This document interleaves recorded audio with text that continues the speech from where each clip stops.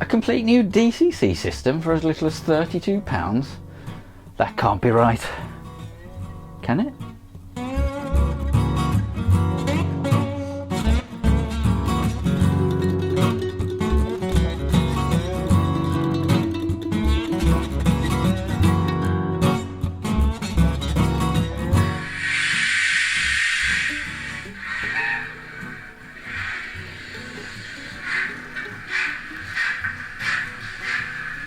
Hello there, welcome back to Simon's Shed, and yes, something a bit different today. We're looking at a new DCC system. It's the HM7000 system from Hornby, and there are some very bold claims being made about the price, about the availability of reprogrammable sound chips, and about the way it sends signals to the trains without sending any signals through the rails. So yes, a lot to look at there, and there has been a lot of hysteria on the internet about this. I deliberately have stayed quiet on this one.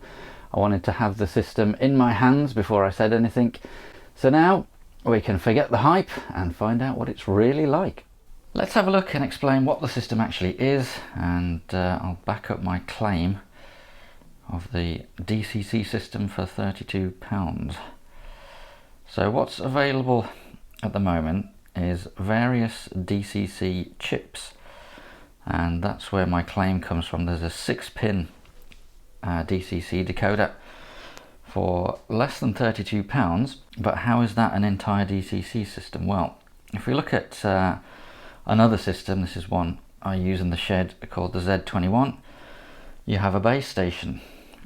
All the controllers connect to the base station, whether it's by a wire or wirelessly, and then the base station is connected by a wire to your track, and the signals go through there to the track, and that's how everything's controlled. HM7000 is different. You buy one of the chips, so we've got various permutations at the moment. We've got a 6-pin without sound, we've got a 21-pin with sound, and we've got 8-pin with and without. And the one I've got is the Next 18 with sound. So this is what I've bought because it's got sound, and this is the socket that I need for my TT120 locos. So let's have a look at the base station. Well, as you can see, there is no mention of a base station. There is no base station. There's an app. The app is free, and the app via Bluetooth, which is built into these new DCC chips, talks directly to the chip inside the loco. So there's no base station and there's no communication through the rails. It's all done via Bluetooth. Now, and again, I'm not going to focus on this today. You can just use these HM7000 chips as normal DCC chips and just control them with a Z21 or a Hornby Elite or Select and so on. But yeah, the interesting stuff is all around the Bluetooth for me, so that's what we're going to be looking at. The other interesting thing they're saying is you can change the sound profiles on the sound chips via the app, and obviously, you know, I've looked at adding sound to other locos, and it usually adds up to about 120, 130 pounds. So £70 for a sound chip that you can actually sort of swap into different locos and reload different sounds onto it. Sounds like an absolute bargain. So let's have a look at the box and see what you get inside. Alright, let's take a look. They're calling this triplex sound, which is presumably what they mean by 3-channel sound, so 3 different things playing at the same time. 18-pin, and yeah, it works on DC, traditional DCC, and the new HM DCC app. So apparently you can also read and write CV values while the loco is being used, so no more messing about with programming tracks and so on. That should be interesting to have a look at. And it does look like you get various different sort of speaker boxes, sort of enclosures for the speaker, and it seems to be suggesting that a speaker is actually included as well. So even better value. Let's take a look inside the box. Get rid of that. So we got two sets of instructions. Looks like one is just exactly the same, but one is in German, so we'll put that aside. Yeah, it's conforms to various standards. So here is the chip, and it's actually a bit smaller than I thought. I was a bit worried looking at the dimensions that with all the new stuff they've packed into this, it was going to be quite a large chip, but yeah, it's a bit smaller than I thought.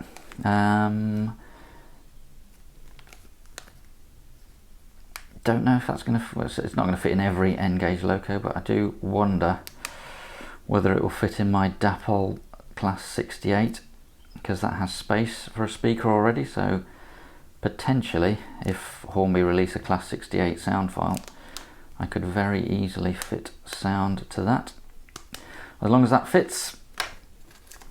And wow, I've never seen one of these before. This is the Sugar Cube speaker.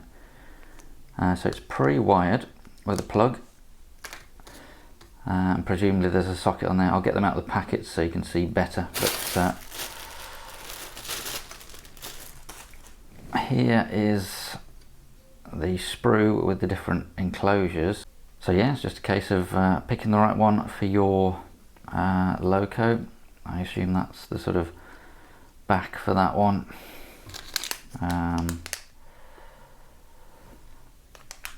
And that's the sort of back plate for any of these. And then we've got these tiny ones here. But actually the loco I'm going to use already has a sort of box built into the tender for the speaker. But yeah, a lot of options there. So a better look at the speaker. We've got some sticky tape to stick it down, and presumably that's the speaker side, and it's already wired with a little 2-pin plug. And here is the chip. So that's the Next 18 plug over there.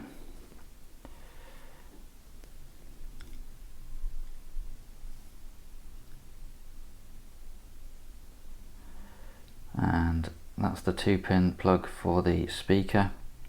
I believe this one is for what they're calling power bank, which is essentially a sort of capacitor to sort of keep locos running if it goes over a dead bit of track. Pretty sure that's not going to fit in a TT120 or certainly an N-gauge loco, but 00 you might be okay to use that. And obviously it depends on the loco itself whether that will fit, but yeah, today we're just looking at the DCC system itself. So left to my own devices, I would now immediately chuck this straight into the loco and fit this, but I don't want to send you down the wrong path, so I will actually read the instructions to make sure I'm not telling you anything wrong. Let's just have a quick whiz through this. So it's just showing you the different sizes of chips with a different number of pins for various different DCC locos with different sockets. Real instructions start here, and I was correct. You do plug, step 1 is to plug the decoder in. I wonder if it covers fitting the speaker. I don't suppose it does. So step 2 is all about obviously we're not communicating through the track, but we do need to power the track, obviously. And they're saying connect a compatible power supply. So there's an adapter, which is HM7000, which presumably is this, which goes into the Hornby digital power track. Take note, don't use the analog one. So that's just a plug into there, and then literally the power supply is effectively going straight to the track.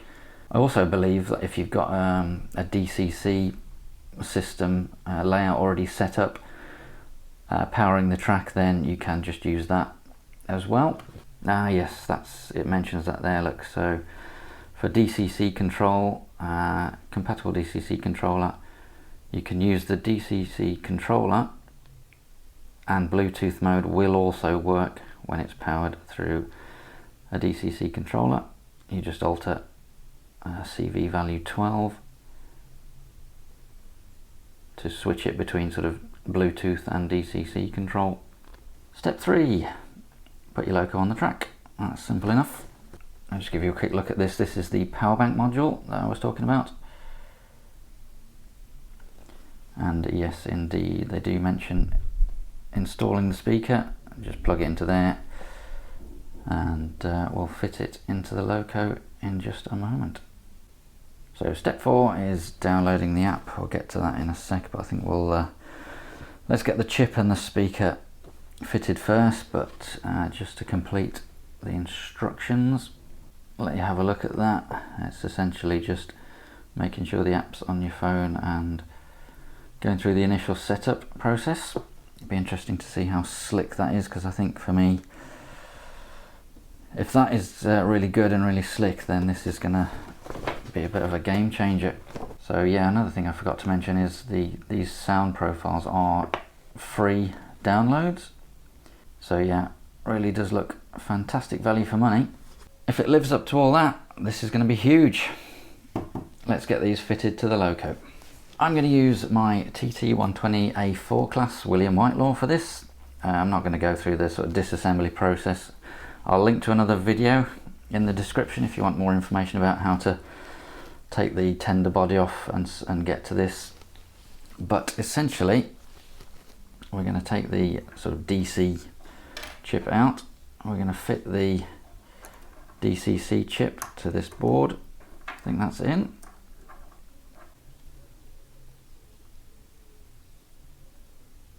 So presume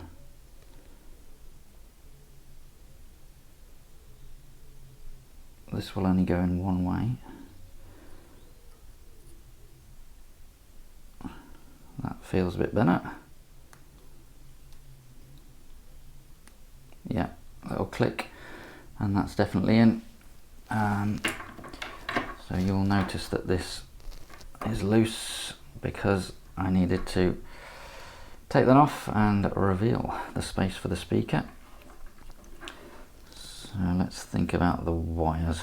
We've got these wires curled up around there, so it would make sense to do the same with the speaker wire. But essentially, what a surprise, it fits. We're going to peel the backing off, stick that in there, screw that back on when the wires are tidied up. So I'll neaten the wires up and get that stuck in. Right, let's go for it.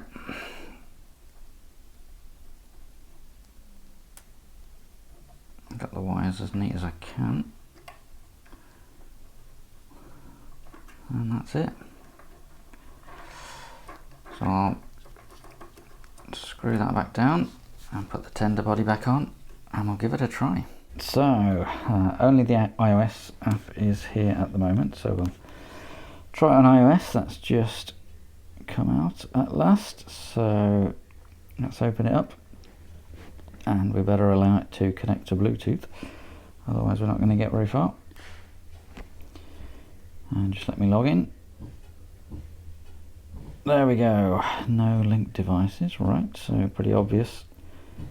So have a quick whiz through the tabs. That looks really snappy, which is encouraging. Yeah, promising. So yeah, link device, boom. Immediately finds the device, and we tapped it to start linking to it. So I'm in a bit of a think now, but so far so good.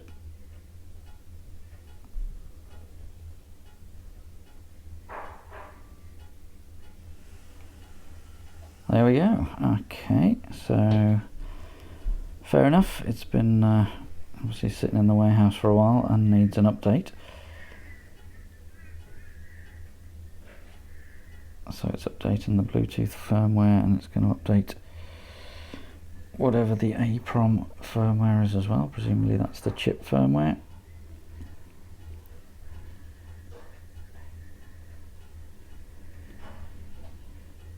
A couple of minutes for that.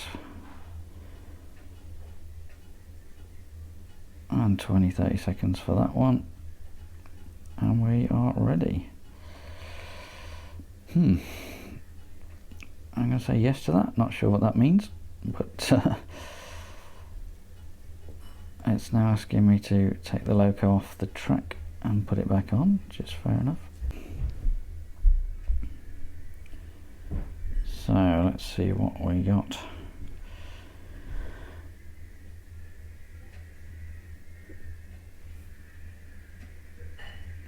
Let's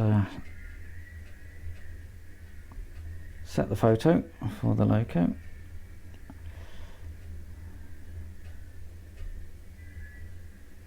Just by tapping that button in the top right. So let's give it a name. It should automatically scroll up to reveal the text box that I'm typing in, so a bit of a bug there. I can't actually see what I'm typing into the box.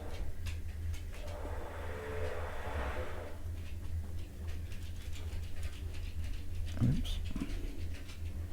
Can't type William Whitelaw. There we go. So yeah, presumably if you scroll up, if you scroll up and then tap it, you can see what you're typing, but it should scroll up automatically like every other app. I'm sure they'll fix that in no time at all.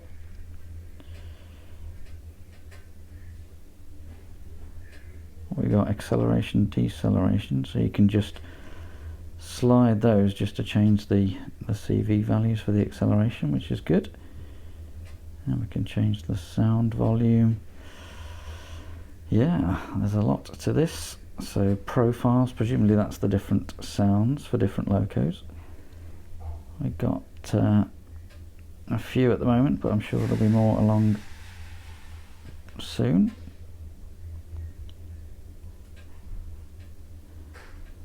So we'll sort out that in a moment in terms of setting the correct sound profile. Let's have a quick look. We've got functions. This is still on the default, so yeah, those are the buttons for the sounds. We've got advanced CV editing. Yeah, we're definitely not going to cover all of this in one video, otherwise it's going to be 3 hours long, I think. So we'll stick to the basics today, but may have to do some more videos on this. But yeah, overall looking good, looking really slick, and it's, you know, I've not read anything or watched any videos on how to use this, so it's obviously quite intuitive. This must be forwards and backwards direction for the loco. We've got brake and stop, and we've got the slider for the speed, and there are the functions. There we go. So in the settings, profiles, that is the various different sound profiles. So we're going to select the A4 and tap install locomotive profile, and that should get rid of the default sounds and put the A4 sounds in. Note that it does have a TT specific A4 profile, so that should synchronize the sort of chuffs with the wheels. So it's done that, and we take the locomotive off the track. However, when we go to the actual locomotive screen itself, we've got a problem with missing sound files. So what I did at this point was basically go back to the settings and browse profiles again, and just did exactly the same thing, and that sorted the issue. So Not sure what went wrong the first time, but if you do get that problem, then just go back to these profiles and try it again, basically. I'm sure that's a glitch they can sort out pretty quickly. Alright, let's give it a test. So we've got our track plugged into one of the recommended Hornby power supplies. I did briefly try it with the Gauge Master analog controller, but the locomotive started making this horrible buzzing sound, so I backed away from that very quickly. I wouldn't recommend that. I would definitely stick to the recommended power supplies until we know a bit more about these chips and how they react. But yes, I have struggled with how to record this because the app was on the phone that I also use for the camera, the iPhone that I use to record all the video. So I didn't have a way of recording sound and images and showing the app at the same time. So I've dug out an old device from the drawer and we've got the app installed on that now. So the app's on a new device. Note that you do have to unlink DCC chips from the phone before you can put them on another phone. So it's not as easy as just putting the app on another device and logging in. You do have to sort of unlink and relink the decoder. So worth noting, but we are now all set up, and I think I'll move over to the iPad once I've finished the review and stick with that. So the proper sound profile is installed, so I think we better give it a try.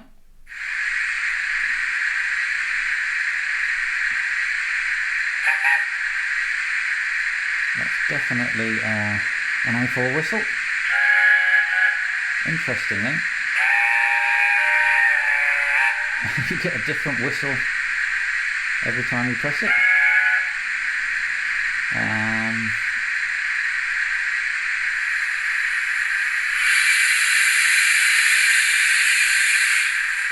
So I don't think we're going to get any complaints about the volume of the sounds. They are very, very loud. So if you do want to adjust the volume, it's just locomotive settings.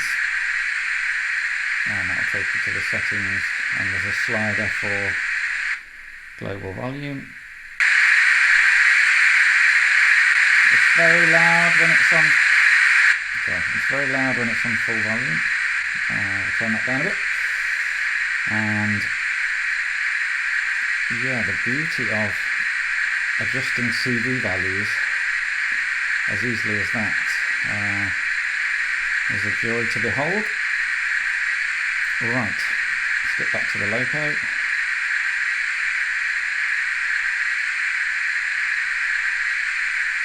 And we will, let's just go up and down that track. I think we're going to go backwards, so we'll go that way. So we'll just move off.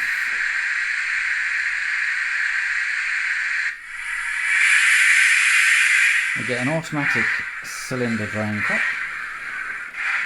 and a nice smooth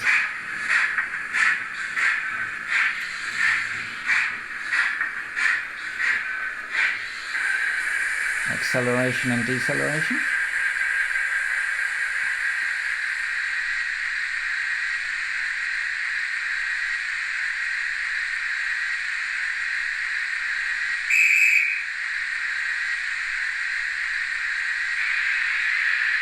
So we've got a lot of sounds in the profile.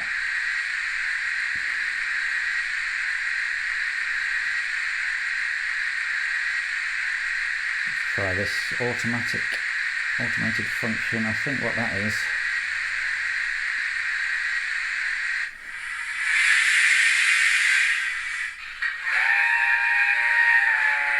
So it's automatically playing relevant sounds as it moves off.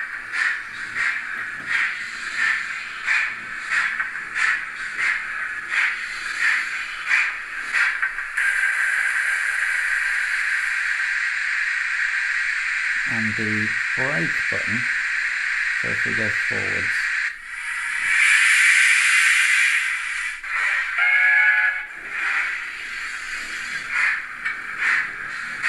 so if I press brake, it will slow down, even though the speed is still set, and obviously if I loose the brake,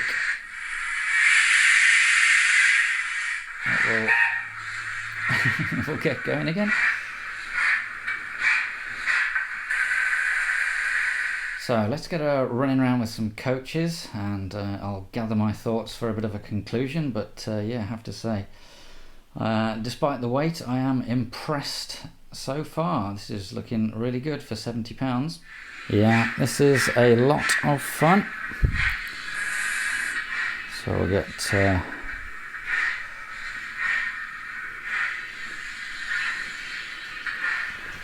okay, the track is not level, but we can fix that. So where's the I think we should do the coupling sound, and away she goes. The wrong way. Let's try that again.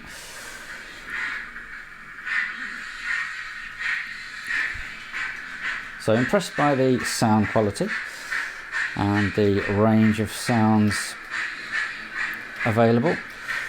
Obviously there's a limited number of profiles available at the moment, but I'm sure more will be added. The app, shame the Android app is not out yet, but I'm sure that'll be along in a couple of weeks or a couple of months. The iOS app is really good so far, notwithstanding a few little glitches that I've mentioned, but all that can be fixed. And of course, because the chips are updatable from the app, those little glitches with installing the sounds can also be fixed as well. So overall impressed, but when you consider this is £70 for a sound fitted loco and a complete DCC system, it's absolutely amazing value. And yeah, I think they've got a huge hit on their hands. Still a lot of work to do, but this is just the start. But if they keep going in this direction and keep refining it and adding features and sound profiles and more variations on different DCC chips with different pins, then yeah, I hope this is a huge hit for them, which gives them the budget to sort of keep developing it and improving it.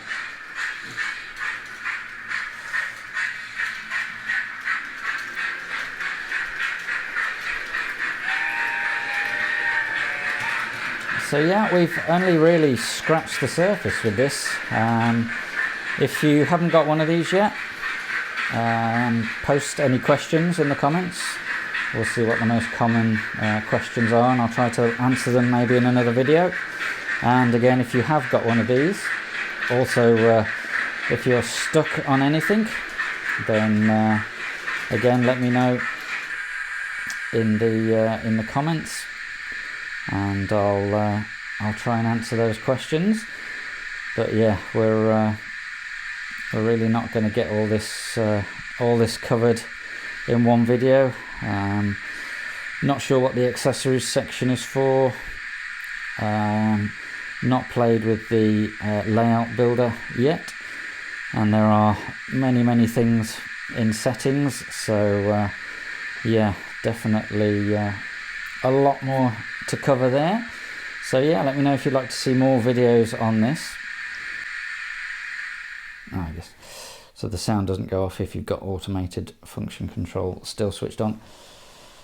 In conclusion then, I'd say this is a game changer. It's only the start, there is still work to do, but this could be absolutely fantastic. If you've got an iOS device, I would absolutely recommend picking up one of these chips and giving it a try. It's a very sort of low cost to entry. If you're on Android, I would advise waiting until the Android app is out, but yeah, once it is, I would jump straight in and give it a go. So more to come on this one, but for now we'll leave it there, and I'll just say please subscribe for more updates, and I'll see you soon.